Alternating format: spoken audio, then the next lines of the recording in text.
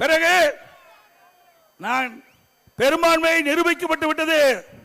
ஸ்டாலினுக்கு பொறுக்க முடியல. உடனே சட்டை கிழிச்சுக்கிட்டு வீதியில் நடந்து போனார்.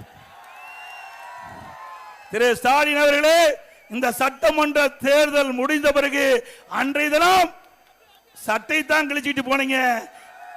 சட்டமன்ற தேர்தல் முடிந்த பிறகு சாலையில ஆடை இல்லாம போனாலும் போகக்கூடிய சூழ்நிலை ஏற்பட்டு விடும். எங்களை பத்தியா விமர்சனம் செய்யற திரு ஸ்டாலின் அவர்களே, நீங்க உங்க அப்பா வழியில நீங்க முதலமைச்சர் ஆனீங்க. உங்க அப்பா திரு கருணாநிதி அவர்கள் திமுக தலைவர், திமுக முதலமைச்சராக இருந்தார் அந்த கட்சியில. பிறகு அதன் வழியில நீங்க எம்எல்ஏ ஆனீங்க. நான் அப்படி இல்லை. இங்கே எங்களுடைய தலைவருடைய பேச்சை கேட்டு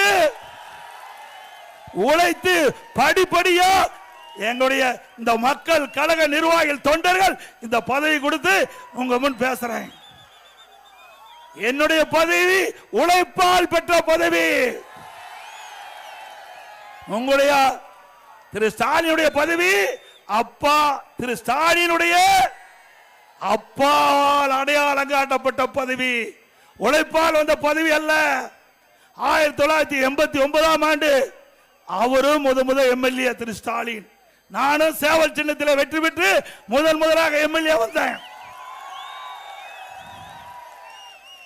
அதுக்கு பிறகு எந்த ஒரு அரசியல் பின்புலமும் இல்லாம மாண்பு அம்மாவுடைய அருள் ஆசி பெற்று பல முறை சட்டமன்ற உறுப்பினர், நாடாளுமன்ற உறுப்பினர், பிறகு அம்மா அமைச்சரவையிலே அமைச்சர், பிறகு உங்களால் முதலமைச்சர் என்ற பொறுப்பு கிடைச்சது. ஸ்டாலினுக்கு அப்படியே கிடைச்சது. திரு கருணாநிதி அவர்கள் திமுக தலைவர், உடல்நலம் பாதிக்கப்பட்டு வீட்டிலே இருந்தார்.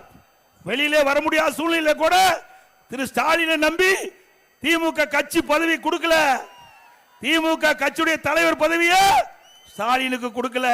ஏன்னா ஒரு பொம்மை ஆளு, திறமை இல்லாத ஆளு, கொடுத்த என்ன பிரயோஜனம் என்று செயல் தலைவரை கொடுத்தார். உங்க அப்பாவே உன்னை நம்பி தலைவரை கொடுக்கல. திரு கருணாநிதி அவர்களே திரு ஸ்டாலினை நம்பி அவர் உயிரோடு இருக்கும் போது திமுக கட்சி தலைவர் பதவி கொடுக்கல.